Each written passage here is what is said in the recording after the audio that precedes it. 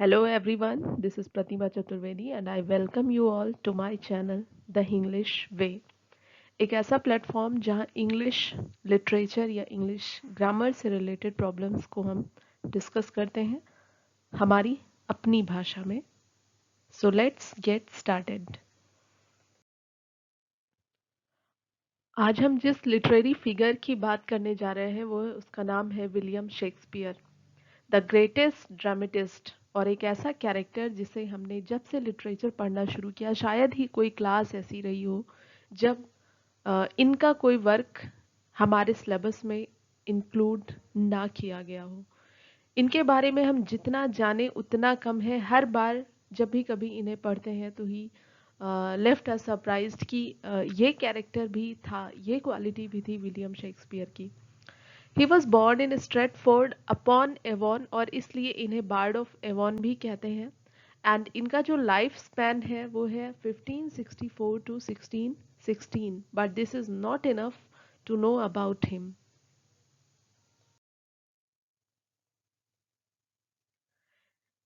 इनके जो productive years हैं वो 1588 टू 1613, 1588 से 1613 तक, और इस बीच में उन्होंने क्या क्या प्रोड्यूस किया।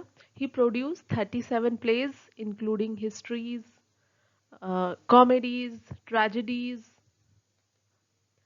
ही प्रोड्यूस्ड 154 सॉनेट्स जिन्हें हम डिवाइड करते हैं 126 प्लस 26 प्लस 2 में।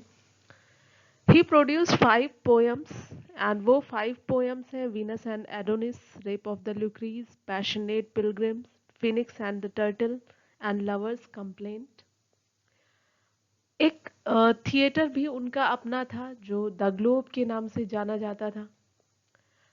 वो he was the leading member of an acting company Lord Chamberlain's man, और यही वो कंपनी थी जो 1603 में जब जेम्स फर्स्ट किंग बने तो ये किंग्स मैन के नाम से ये कंपनी जानी जाती थी। इसके अलावा उन्होंने every man in his humour जो कॉमेडी है, एंड सिजनस हिज फॉल जो ट्रेजेडी है, और ये दोनों ही वर्क हैं बेन जॉनसन के। इन दोनों वर्क में उन्होंने स्टेज पर परफॉर्म भी किया था। इनके प्लेज उन्होंने परफॉर्म किए थे। इतने वर्क्स के बाद उनके जो कोलैबोरेशंस हैं, जो उन्होंने दूसरे प्ले राइट्स के साथ मिल करके जो प्रोडक्शन दिए थे वो थे द टू नोबल किंग्समैन, ये जॉन फ्लेचर के साथ उन्होंने लिखा था। एडवर्ड थर्ड ये थॉमस किड के साथ लिखा था। एंड कॉर्डेनियो ये भी जॉन फ्लेचर के साथ लिखा था। तो 37 प्लेज जो हम इनके जानते हैं वो इनके अपने प्लेज हैं, but he collaborated also with Thomas kid, John Fletcher and John Fletcher again. तो इनको अगर हम इंक्लूड करते हैं तो शेक्सपियर के 40 प्लेज होते हैं जो उन्होंने लिखे हैं। शेक्सपियर का जो पूरा फेज है, जो उनका प्रोडक्टिव फेज है, जहाँ पर उन्होंने सोनेट्स, पोएम्स, ड्रामाज लिखे हैं, उन फेजेस को हम 4 पार्ट्स में डिवाइड कर सकते हैं। जिसमें फर्स्ट फेज है जिसे हम 1585 टू 1594 तक करते हैं। ये वो फेज है जब शेक्सपियर ने लिखना शुरू किया था। कुछ ड्रामाज, कुछ पोएम्स उन्होंने लिखी थी, और ये इमैच्योर फेज कहा जाता है उनके लाइफ का। और ऑब्वियस सी बात है he started, so this might be immature. Second phase है 1594 टू 1600, और इस फेज में उन्होंने धीरे धीरे जो एक्सपर्टीज थी वो उसकी तरफ बढ़ रहे थे। जो थर्ड फेज है वो 1600 टू 1607 तक कंसिडर किया जाता है। एंड जो लास्ट फेज है वो है फोर्थ फेज 1607 टू 1613, और 1613 वो ईयर है जब उन्होंने अपनी राइटिंग करियर से संन्यास ले लिया था। He stopped his writing. कुछ और भी चीजें हैं that we must know about William Shakespeare. First is उनका जो फर्स्ट फोलियो था जिसमें उनके सारे प्लेज पब्लिश हुए थे फर्स्ट टाइम, कलेक्शन 1623 में, जो उनके दो परफॉर्मर्स थे John Heminges and Henry Condell, इन्होंने पब्लिश कराया था। और इसमें Pericles the Prince of tyre जिसका दूसरा टाइटल है वो प्ले इंक्लूड नहीं किया गया था। अब ये आपका क्वेश्चन है, which play was not included in the first folio, या फिर which play was excluded in the first folio. इसके अलावा फर्स्ट फोलियो जो 1623 में आया था उसका जो प्रीफेस था वो बेन जॉनसन ने लिखा था, बेन जॉनसन ने। और बेन जॉनसन की एक लाइन आपको याद होगी, age cannot wither him nor custom stale his infinite variety. ये एक पोयम इन्होंने उसके प्रीफेस में लिखी थी और उस पोयम से ये लाइंस हैं और आपके एग्जाम में ये लाइन पूछी जाती है, age cannot wither him nor custom stale his infinite variety. ये किसने कहा है और किसके लिए कहा है? तो फर्स्ट फोलियो के प्रीफेस में बेन जॉनसन ने शेक्सपियर के लिए ये लाइंस कही हैं। नेक्स्ट उसका जो सेकेंड फोलियो था वो 1632 में पब्लिश हुआ था और वो जॉन मिल्टन के नोट के साथ पब्लिश हुआ था। अब एक चीज़ आपको और याद रखनी, 1623 में जॉन हेमिंग्स और हेनरी कॉन्डल ने जो फर्स्ट फोलियो पब्लिश कराया था उसमें पेरिकल्स नहीं था और उसका प्रीफेस बेन जॉनसन ने लिखा था। सेकेंड फोलियो जो 1632 में आया था जिसमें पेरिकल्स को इंक्लूड कर लिया गया था, वो जॉन मिल्टन के नोट के साथ पब्लिश हुआ था। तो first was with Ben Jonson and second was by John Milton. 1725 में ये जो इनका कलेक्शन है इसे एक बार फिर से एडिट किया था अलेक्जेंडर पोप ने। तो फर्स्ट फोलियो 1623, सेकेंड फोलियो 1632 और थर्ड टाइम ये एडिट हुआ था 1725 में and it was edited by Alexander Pope. King Lear and all history plays are set in Britain. Shakespeare के प्लेस की सेटिंग भी पूछी जाती है कि वो कहाँ सेट है। तो एक तो किंग लियर जो उनकी ग्रेट ट्रेजेडीज में से एक है एंड सारे उनके जो हिस्ट्री प्लेस है वो सारे कहाँ सेट हैं, they are set in Britain. Hamlet जो उनका प्ले है that is the longest with 4042 line, 4042 lines के साथ हैमलेट शेक्सपियर का सबसे लंबा प्ले है। और कॉमेडी ऑफ एरर्स 1787 लाइंस के साथ शेक्सपियर का सबसे छोटा प्ले है। इनके जो 16 प्लेज हैं वो क्वार्टो टेक्स्ट में लिखे हैं। क्वार्टो टेक्स्ट क्या होता है? क्वार्टो टेक्स्ट जो होता है वो एक पेपर को आप 4 पार्ट्स में फोल्ड करिए और जब 4 पार्ट्स में फोल्ड करेंगे तो उसके 8 साइड्स हो जाते हैं और उन 8 साइड्स पर शेक्सपियर ने अपने 16 प्लेज ओरिजिनली लिखे थे। नेक्स्ट है King John and Richard Third are totally in verse. वैसे तो शेक्सपियर के सारे ही प्लेज ब्लैंक वर्स में लिखे हुए हैं but king John and Richard third ये दोनों वो प्ले हैं जहां पर प्रोज बिल्कुल ही यूज नहीं किया गया है। शेक्सपियर अपने प्लेज में जो कॉमिक सीन्स होते हैं, जो कॉमेडी होती है, उसके लिए वो प्रोज का यूज करते थे। जो लेटर्स या कोई कम्युनिकेशन के लिए जो भी मीडियम होते थे उसके लिए वो प्रोज का यूज करते थे। तो for comic scenes prose use की जाती थी, लेटर्स वगैरह के लिए प्रोज यूज करते थे, लेकिन वैसे उनके प्लेज ब्लैंक वर्स में लिखे हुए हैं। उनके जो हिस्ट्री प्लेज हैं वो covers the span from 1200 to 1550। आप इनके जब नाम देखेंगे तो Henry Fourth, Henry Fifth, Henry six, Henry eight, Richard the second, Richard third. तो जो मोनार्क का ओरिजिनल नेम है उसी मोनार्क के नाम के साथ इन्होंने अपने वर्क्स लिखे हैं।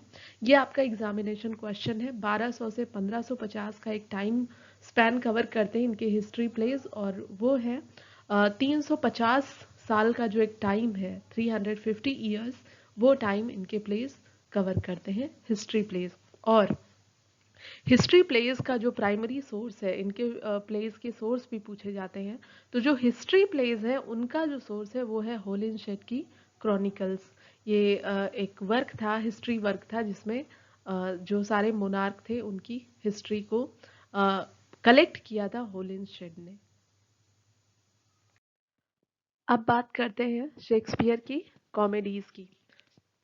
तो शेक्सपियर की कॉमेडीज़ में उनको कुछ पार्ट्स में डिवाइड किया जाता है। फर्स्ट है अर्ली कॉमेडीज़। अर्ली कॉमेडीज़ में जो फर्स्ट आती है वो है the two gentleman of Verona. Second है लव्स लेबर्स लॉस्ट, थर्ड है the comedy of errors, and fourth है टेमिंग ऑफ द श्रू। ये सिर्फ इसलिए नहीं है कि मैं आपको बता रही हूँ, ये इसलिए है क्योंकि ये एक क्वेश्चन आता है, which of the following is not included in his early comedies. तो आपको ये चारों प्लेस पता होने चाहिए और उनमें से हम कौन सा, उन चार ऑप्शंस में जो आपके एग्जाम में दिखेंगे, हो सकता है इनमें से कोई प्ले रिप्लेस कर दिया गया हो किसी दूसरे से, और आप बता सकते हैं कि ये उनके अर्ली प्लेज में नहीं था। सेकेंड जो है वो मैच्योर कॉमेडीज का फेज है, और मैच्योर कॉमेडीज में इनकी आती है द मर्चेंट ऑफ वेनिस, आपको याद है पोर्शिया की कहानी। सेकेंड है much ado about nothing, third है as you like it, next है ट्वेल्थ नाइट, एंड नेक्स्ट है a midsummer night's dream. अब इम्पॉर्टेंट ये है कि इनकी जो मैच्योर कॉमेडीज हैं, इनके कैरेक्टर्स, इनके डायलॉग सभी बहुत इंपॉर्टेंट हैं, इसलिए आप इनके इन प्लेस को, स्पेशली जो इनकी मैच्योर कॉमेडीज हैं, उन मैच्योर कॉमेडीज को थोड़ा सा डेप्थ में जाएंगे इनको और देखेंगे इनके कैरेक्टर्स क्या है, इनके फेमस डायलॉग्स क्या हैं। जैसे आपने मर्सी पोयम पढ़ी है, वो मर्चेंट ऑफ वेनिस से है, mercy that strength like rain, ठीक है, तो वो जो है वो यहाँ से है। इसके अलावा सोमबर डार्क कॉमेडीज या प्रॉब्लम प्लेज है। सोमबर या डार्क कॉमेडीज में इनका आता है मेजर फॉर मेजर, सेकेंड है ट्रायलस एंड क्रेसिडा, थर्ड है ऑल्स वेल दैट एंड्स वेल। अब सबसे पहले तो ये जानना ज़रूरी है कि इन्हें प्रॉब्लम प्लेस कहते क्यों हैं। तो प्रॉब्लम प्लेस कहने का रीज़न ये है कि Frederick S Boas, Frederick S Boas, FREDERICKS Boas, ये क्रिटिक थे। 1896 में इन्होंने एक वर्क लिखा था शेक्सपियर एंड हिज प्रेडिसेसर्स, और उसमें इन्होंने ये प्रॉब्लम प्लेज टर्म जो है ये यूज़ किया था। और प्रॉब्लम प्लेज जो टर्म है ये उन वर्क्स के लिए यूज़ किया गया है जिनमें एंडिंग तो अच्छी है, हैप्पी एंडिंग है, लेकिन प्ले जो है वो इतनी सरकमस्टांसेस से होकर के जाता है कि उसे हैप्पी एंडिंग कहना इज़ नॉट गुड, उन्हें अच्छा नहीं लगता है कि उसे हैप्पी एंडिंग के साथ कहा जाए या उसे कॉमेडी कहा जाए, इसलिए उसके लिए डार्क कॉमेडीज, प्रॉब्लम प्लेज या सोम्बर प्लेज वर्ड यूज किए गए हैं। ये एक चीज और ध्यान रखिएगा, जो जीबी शॉ है, उनके वर्क के लिए भी हम प्रॉब्लम प्ले वर्ड यूज़ करते हैं, लेकिन उनकी प्रॉब्लम प्ले जो है, जो सोसाइटी की प्रॉब्लम्स हैं उन पर बेस्ड होते हैं उनके प्ले, इसलिए यूज़ किया जाता है। यहाँ पर प्रॉब्लम प्ले डिफरेंट वे में यूज़ किया गया है। जो ट्रेजेडी या कॉमेडी की डेफिनीशंस हैं उनमें ये प्लेस फिट नहीं बैठते हैं, ना तो पूरी तरह से ट्रेजेडी में और ना ही पूरी तरह से कॉमेडी में, क्योंकि सिर्फ एंडिंग अच्छी होने से उस प्ले को कॉमेडी कह देना, जो इतनी अप डाउन से होकर के जा रहा है, तो सिर्फ इसलिए इसे ऐसा कहा गया है। और इसमें FS बोआज जो है वो फोर्थ प्ले को भी इंक्लूड करते हैं, दैट इज हैमलेट, हैमलेट को भी इसमें वो इंक्लूड करते हैं। हालांकि हैमलेट ट्रेजेडी है, बट हैमलेट की जो मेंटल स्टेटस है उसको देखते हुए, जो उसके एक्शंस है, जो उसके डिसीजंस हैं, उनके बेसिस पर वो उसे प्रॉब्लम प्ले कहते हैं। नेक्स्ट इनके रोमांसेस आते हैं। रोमांसेस में फर्स्ट आता है पेरिकल्स, प्रिंस ऑफ टायर, इसका दूसरा टाइटल है। ये भी पूछा जाता है प्रिंस ऑफ टायर किसका सब टाइटल है, पेरिकल्स किसका ओरिजिनल टाइटल है, तो ये आपको ध्यान रखना है। और आपको ये भी ध्यान रखना है कि इनका जो फर्स्ट फोलियो 1623 में आया था उसमें Pericles was not included. Second है विंटर्स टेल, थर्ड है द टेम्पेस्ट, और ये टेम्पेस्ट वो प्ले है जिसको लिखने के बाद शेक्सपियर ने अपने राइटिंग करियर को पूरी तरह से फुल स्टॉप दे दिया था। 1613 में वो अपने इस प्रोफेशन से अलग हो गए थे, और उसके बाद ये सिम्बलिन है। तो ये चार प्लेज हैं जो उनके रोमांसेस में आते हैं। रोमांसेस जो है ये जो कोर्ट या किंगडम्स है उनकी सेटिंग से ये सब कहीं बाहर सेट है, और इनकी जो स्टोरी लाइन है वो डिफरेंट है, इसलिए इन्हें हम रोमांसेस कहते हैं। अब आपको ये भी जानना ज़रूरी है कि इनके जो प्लेज हैं उनकी क्या कैरेक्टरिस्टिक्स हैं। तो सबसे पहले तो ये जान लीजिए कि इनकी जो रोमांटिक कॉमेडीज़ है वो यहाँ पर जो कैरेक्टर्स इन्होंने लिए हैं वो बहुत ही लाइफ लाइक कैरेक्टर्स हैं, लाइफ लाइक कैरेक्टर्स जिनमें जीने की इच्छा है, जो फाइट करते हैं लाइफ में। और दूसरा ये है कि लव जो है वो कार्डिनल कैरेक्टर की तरह काम करता है इनके वर्क्स में। और इन कॉमेडीज में एक और चीज़ जो कॉमन है वो है फर्स्ट साइट लव। मीन्स जो मेन कैरेक्टर्स हैं, जो लीड कैरेक्टर्स हैं या जो दूसरे कैरेक्टर्स हैं, वो एक दूसरे को देखते हैं and they are attached with each other. Heroines जो है स्पेशली इनमें मेन रोल प्ले करती हैं, चाहे उसमें आप पोर्शिया को ले लीजिए, चाहे रोसालेन को ले लीजिए, ये सारी हीरोइंस हैं। और इसीलिए जॉन रस्किन ने इनके प्लेस के लिए कहा था एक बार कि Shakespeare has only heroines and no heroes. तो उनके कॉमेडीज के लिए ये बात शायद सही होती है। और इनकी कॉमेडीज जो है वो म्यूजिकल कॉमेडीज है, full of music and songs हैं। और मैरिज यहाँ पर एक मेन सेलिब्रेशन के तौर पर रखा जाता है। तो ये इनकी कुछ कॉमन कैरेक्टरिस्टिक है इनके प्लेस की। अब हम बात कर लें इनकी ट्रेजेडीज की। तो ट्रेजेडीज में इनका जो फर्स्ट कैटेगरी आती है वो है रोमन प्लेस की। रोमन प्लेस में है एंटनी एंड क्लियोपाट्रा, सेकंड है जूलियस सीजर, और थर्ड है कोरियोलिनस। इन तीनों प्लेस को देख करके आप समझ गए होंगे कि इन्हें हम रोमन प्लेस क्यों कहते हैं, because they are all set in Rome. ठीक है, तो रोम में सेट है, इसलिए इन्हें कहा जाता है रोमन प्लेस। सेकेंड, इनकी जो ग्रेट ट्रेजेडीज हैं उनमें है हैमलेट, दूसरा है किंग लियर, तीसरा है मैकबेथ, और चौथा है Othello. Hamlet, King Lear, Macbeth and Othello. Roman plays में भी आपको याद रखना है तीनों, क्योंकि एग्जाम में क्वेश्चन आता है which of the following is not in Roman plays. Great tragedies के लिए भी क्वेश्चन आता है कि इसमें से कौन सा ग्रेट ट्रेजेडीज का पार्ट नहीं है। इसके अलावा एक और प्ले बचता है रोमियो एंड जूलियट, और ये जो है ये रोमन और ग्रेट ट्रेजेडीज से अलग है, बट ट्रेजेडी है। एंड इसी तरह से टाइमन ऑफ एथेंस भी है। तो ये 10 ट्रेजेडीज हैं, टाइटस एंड्रोनिकस। अब आगे इनकी हिस्ट्रीज है। और हिस्ट्रीज के लिए मैंने आपको पहले बताया था कि हिस्ट्रीज इनकी जो मैक्स ऑफ द हिस्ट्रीज है वो 1200 लेकर के 1550, 1200 टू 1550, इस समय में जो मोनार्क रहे हैं उन मोनार्क के नाम से इन्होंने अपनी हिस्ट्रीज लिखी हैं। और इनका जो प्राइमरी सोर्स है वो होलिनशेड का क्रॉनिकल है। अपनी हिस्ट्रीज को ये दो उसमें डिवाइड की गई हैं। इनके जो हिस्ट्री प्लेज हैं उसमें दो टेट्रोलॉजी बनती है। Tetralogy is the collection of 4 plays जिनमें एक सीक्वेंस में स्टोरी चलती है। तो फर्स्ट टेट्रोलॉजी में हेनरी सिक्स का पार्ट फर्स्ट है, हेनरी सिक्स का पार्ट टू भी है, और हेनरी सिक्स का पार्ट थर्ड भी है। हेनरी सिक्स जो है वो थर्ड 3 पार्ट्स में लिखी हुई है। तो ये फर्स्ट टेट्रोलॉजी में आता है। और इसमें एक और प्ले इन्होंने इनका इंक्लूड किया जाता है, दैट इज रिचर्ड थर्ड। तो हिस्ट्री प्लेज में जो फर्स्ट टेट्रोलॉजी है, tetralogy is the collection of 4 plays where the story goes in a sequence. तो Henry six part 1, Henry six part 2, Henry six part 3 and Richard third, इन चारों को मिला करके इनकी टेट्रोलॉजी बनती है, हिस्ट्री प्लेज की फर्स्ट टेट्रोलॉजी। ठीक है। सेकेंड टेट्रोलॉजी में जो आता है वो है रिचर्ड सेकेंड, हेनरी फोर्थ का पार्ट 1, हेनरी फोर्थ का पार्ट 2 एंड हेनरी फिफ्थ। तो ये सेकेंड टेट्रोलॉजी है जो इनके हिस्ट्री प्लेज की है। ये आपको याद रखनी है, इनमें से कौन सी टेट्रोलॉजी का पार्ट नहीं है, इनमें से कौन सा सेकेंड टेट्रोलॉजी का पार्ट नहीं है। दूसरे इनके प्लेस है Henry eight and king John. आगे हम ये भी जान लेते हैं कि शेक्सपियर ने और कौन कौन सी डिवाइसेस यूज़ की हैं अपने प्लेज में। तो एक तो है play with in play. Play with in play वो डिवाइस है जिसमें प्लेस के अंदर एक प्ले जो हम जानते हैं, दूसरा प्ले जो अंदर जो उसके कैरेक्टर्स होते हैं वो कैरेक्टर्स परफॉर्म करते हैं। जैसे कि हैमलेट एक प्ले है हमारे लिए, और हैमलेट के अंदर हैमलेट जो है वो अपनी मदर और अंकल का ट्रुथ या सीक्रेट जानने के लिए एक प्ले परफॉर्म कराता है।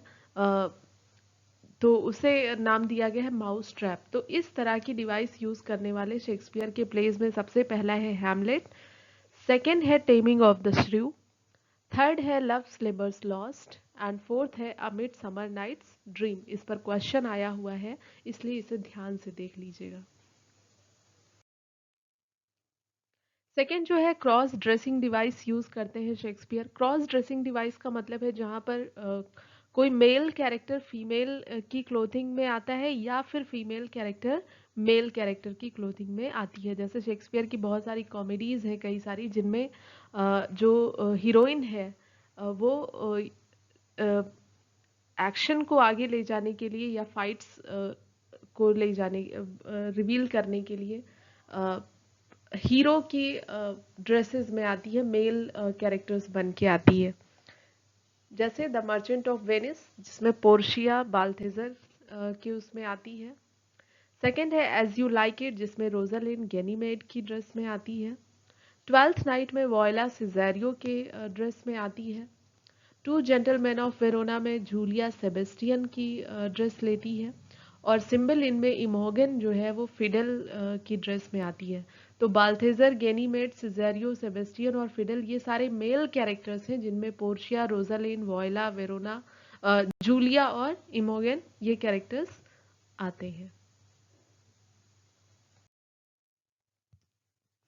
अदर प्लेस में ये है the two gentleman of Verona और द मेरी वाइफ्स ऑफ विंडसर। इनमें भी क्रॉस ड्रेसिंग डिवाइस यूज की गई है, लेकिन जो इसके पहले के हमने प्लेस देखे उनमें फीमेल कैरेक्टर मेल ड्रेसिंग में आती है। इन दोनों प्लेस में जो मेल कैरेक्टर है वो फीमेल ड्रेसिंग में आता है। और आपका ये वर्क है कि आप इन कैरेक्टर्स को ढूंढ के कमेंट बॉक्स में लिखें, क्योंकि आप अगर एक्सप्लोर नहीं करेंगे तो हमारी जो एफर्ट है वो एक सेटिस्फैक्शन तक नहीं पहुंचेंगे।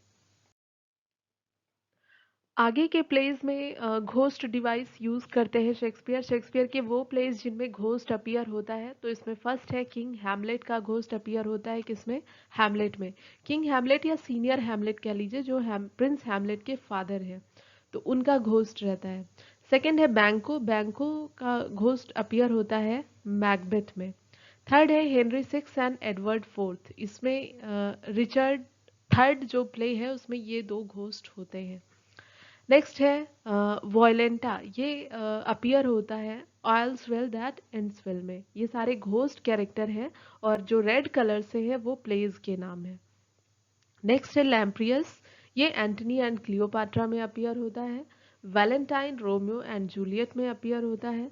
सीजर, जूलियस सीजर का जो घोस्ट है वो खुद सीजर है।